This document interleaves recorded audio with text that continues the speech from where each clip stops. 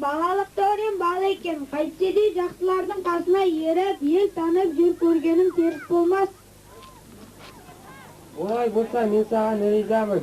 Мен сені елшілер тобына қосқалы отырмын. Мына сыйақыға дайындадым. Ал отыр, ақ ниет батамыз дейін, жолдарың болсын.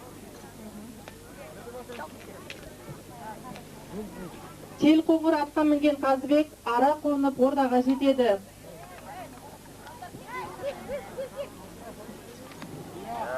Сәл бойында ешқайда аялдамастан сарайының алдында Топты ханмен әңгімелесіп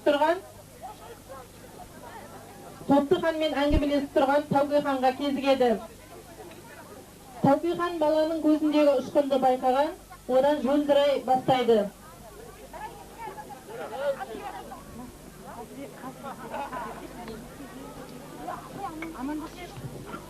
Ассалаумалейкум ата. Алейкум ассалам. Балақай, кімнің баласысың? Қайда бара жатырсың? Атым Қазыбек, әкем Келдібек Шаншардың немересімін. Мен ауылда жүргенімде балалардың басшысын, енді ағаларымның атышы болайын деп келдім. Бұрын тай мен құнан бәйгісін көріп едім, енді ат бәйгісін көрейін деп келдім. Жарайды балам, талабыңда сөзің де жақсы екен. Шыныңды айтшы, басшы болғың келе ме, жоқ әлде атшы болғың келе ме? Мен жол көрген ағаларымның қасында басшы болып қайтейін тайыры, атшы болсам да жарар. Ал жігіттер тұрмаңдар, артқа көңіл бұрмаңдар, алдарыңа олжа толсын. Басшыларың тай келді, батырларың малай сары болсын. Атшыларың мына Қазыбек бала болсын. Үлкендерің кішілерін сыйлаңдар, кішілерің үлкендерін ренжетпеңдер.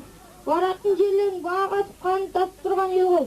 Елдестірмей елседен деген ебін тауып елдестіріп келіңдер, жолдарың болсын. Елшілер тобы ұзақ жол жүріп жауласқан жағының ортасына келеді. Жоңғар қонтайшысы Қазен елдің сыншы қариясын шақырып алып, былай деген екен.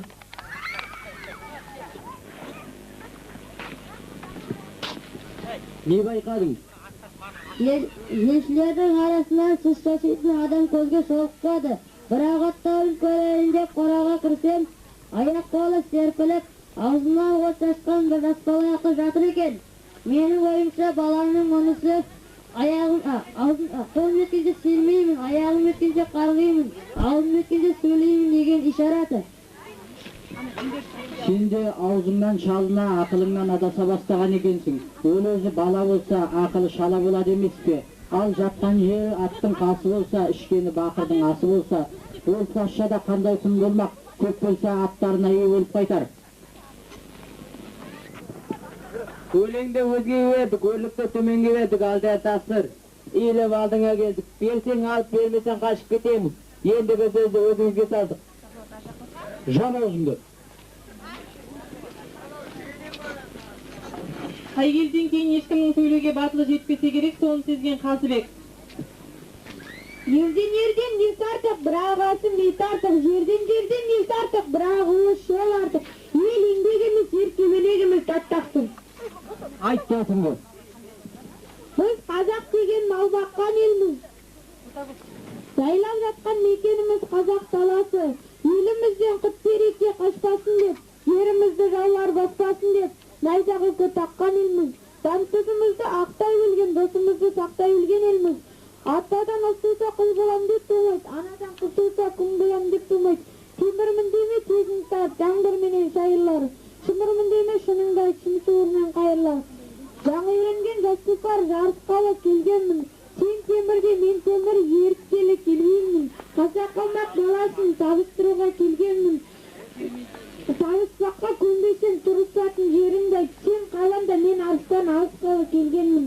Кәне қаным тыңдайық, дірілдемін жөніңді. Бала болсаң да сөзің неткен зор еді. Төмендемей жоғары шық, жоғары. Қазақ халқының әдеті бойынша жасына қарай отырады. Ағаларым төрде отырғанда мен өзімді төбеде отырғандай сезінемін. Алыстан келген елшілер ғой, ашулары бойларында тұр екен, қонақ үйге апарып жақсылап күтімге алыңдар.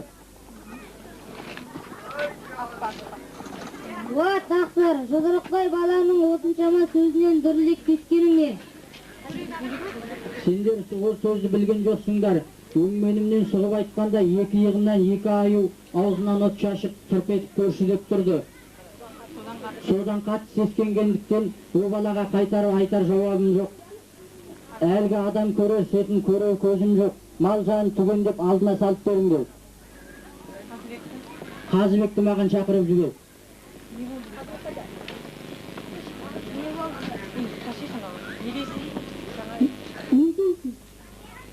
Жаңа өтілген жас тұлпар екеніңді айттым.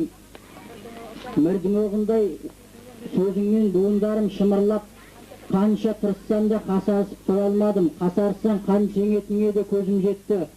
Бұдан бұлай, бұл оқиғадан бұлай қаздың даусындай саңқылдап тұр екен. Бұдан бұлай сені қаз дауысты Қазыбек атайтын болады. Осыдан бастап Қазыбектің аты шығып, ел арасынан дау шараға араласып, келе-келе қаз дауысты Қазыбек би аталған екен. Бүгін халқым қуаныштың кең күні, күнменен түн таразының тең күні, ортаға шық ойын-сауық жалғассын.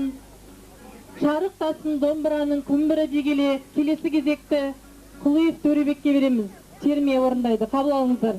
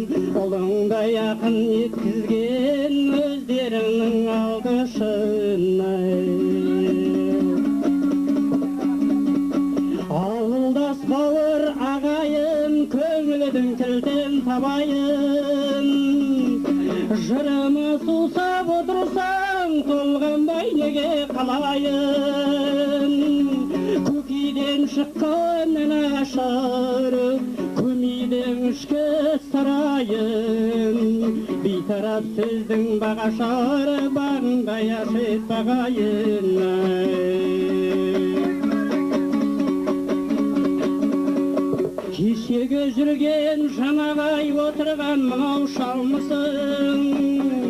Кешегі жүрген жеңгейлер өткенде күнгай зармысың. Кешегі жүрген құрбылары шырқатып салары таңбысың. Бүгінгай мына жас қауым шырқатып салар әнбісің.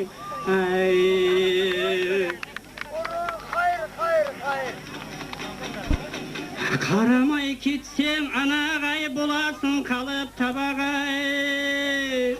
Баланың ананың көңілін қалдырған баланың жолы боламай. Атаның сағын сындырған келіннің жолы боламай. Келінді киені сорлатар сүрінен шыққан балады.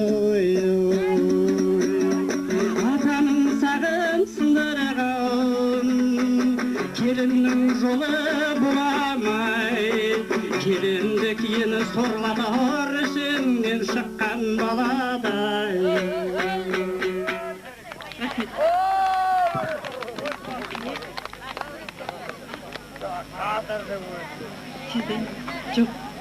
Келесі кезекте мына бүгін біздер қос той тойлағалы жатырмыз. Соның бірі 9 май мерекесіне арналған әдеби музыкалық композиция. Қабыл алыңыздар.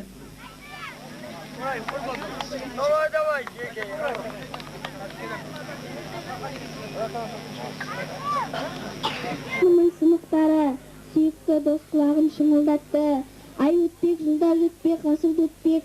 Жеңіспен майдан бітті өмір көктеп, ерлігі ел жүрегін тебірентіп, ұрпаққа ұран болып мәншік жетпек.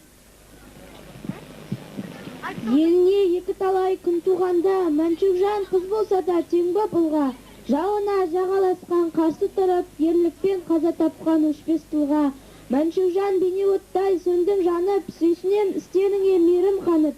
Артыңда өшпес ақын сақталуы, тарихқа қаның менен кеткен жазып. Майданның шегі болған, сеті болған, арылмай мен дұмалады. Қиып кеудесін оққа төсеген қыздар қаншама. Олардың ішінде шығыстың қошнары саналатын Әлия мен Мәншүк апаларымыздың қаһарман батыл бейнелерінде ұмытпаймыз. Бүгінгі мерекемізде Әлия атты музыкалық композицияны ұсынамыз. Ұлы отан соғысы басталғанда Әлия жаңа ғана бұлаңдап өсіп келе жатқан өндірдей жас қыз еді. Ол өмірді сүйген, оған құштар арманшыл жас еді.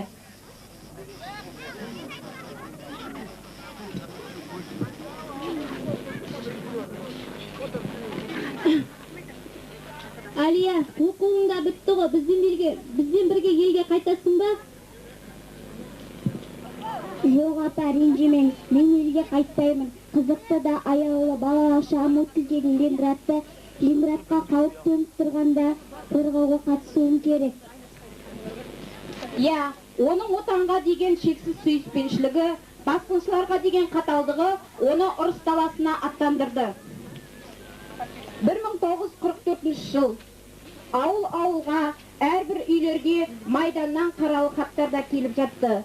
Сондай хаттардың бірі Әлияның апасы Сапураға келіп жетті. Рахмет көкем.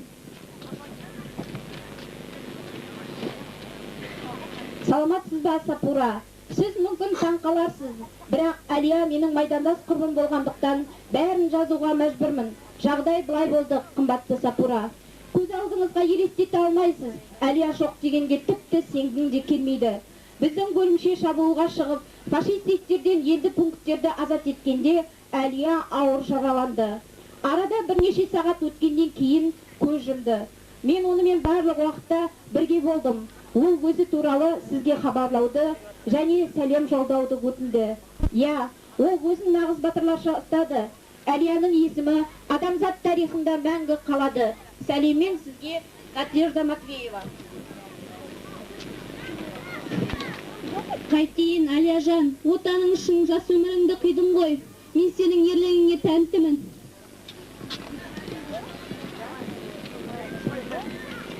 Кербезки қайда кешеді, суық жел неге еседі, қалтырап түзде қайыңдар,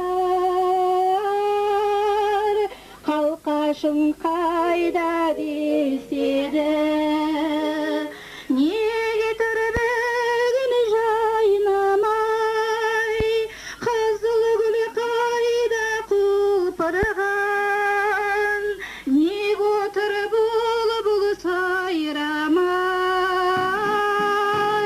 неліктен тынды сүйкімден, көтерген туын ерліктің, қан майдан бітпей сен біттің, жеңістің күні келгенде,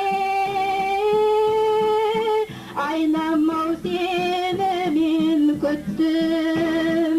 Неге тұр бүгін жайнамай, қызыл гүл қайда құлпырған, неге отыр бүгін сайрамай, неліктен тынды сүйкімнен, неліктен тынды сүйкімнен. Әлия аққан жұлдыздай жарқ етті де жоқ болды. Батырдың ғұмыры қысқа, даңқы ұзақ деген сөз бар. Қамшының сабындай ғана қысқа ғұмырда ел сүйсінерлік ерлік жасап, артына аңыз қалдырған жанның арманы, тілегі қандай болды десеңші. Оның бейнесі біздің көкейімізде жас қалпында ұялап қалды.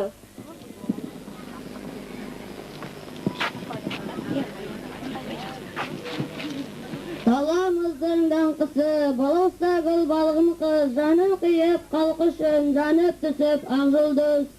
Мәңгі жастап жерденді биік көлдеп таулардан, сенің балғын бейнеңді жасап қойдық мәрмәрден. Бірге соқсын дүрсілдеп туған жермен жүрегің, ауасында жүрсің сен, әнге қосып жүредік. Қолда нева суларын сүйіп өскен, өскендерін құшаққа жиып өскен, жиып өскен, жиып өскен. Аққу құстың бейне бір баласындай, сұлу сазды жастықтың күйін кешкен, күйін кешкен, күйін кешкен.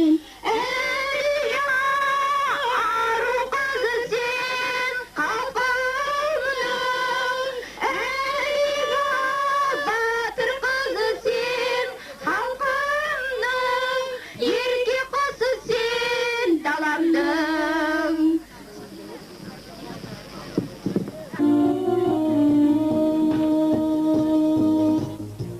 Ұнатады шынды көңіл шырқауда, таулары жоқ төбемізден бұлтауда. Толағай боп туылмадым мәттен ай, атырауға апарар ем бір таудым.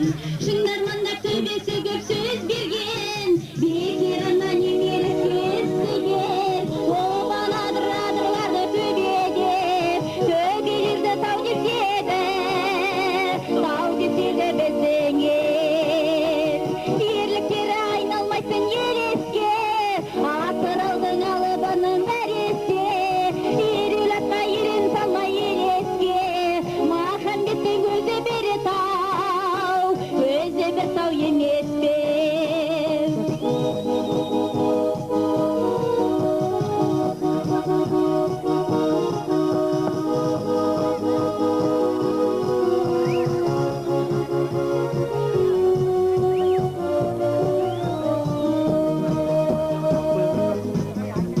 Жанарыңның жасын ойнап керемет, қарсы шапқан жауғаны қарсы белеп, санаң болса қалай ғана айтарсың, нысанбайы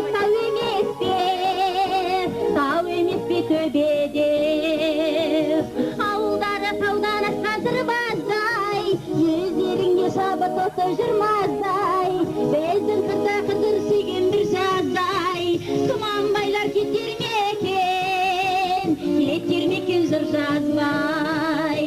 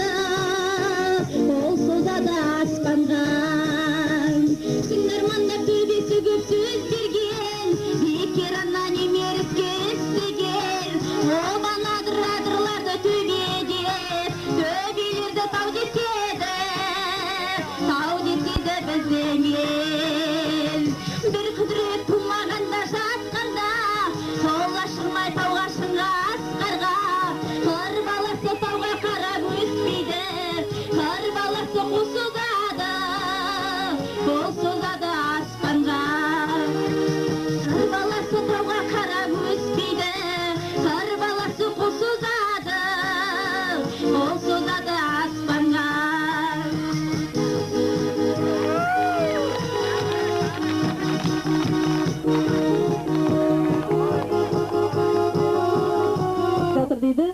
Қожанасыр ағамыздың көрінісін тамашалаймыз. Аттар бағы қолдасын, Наурыз тойға шақыр.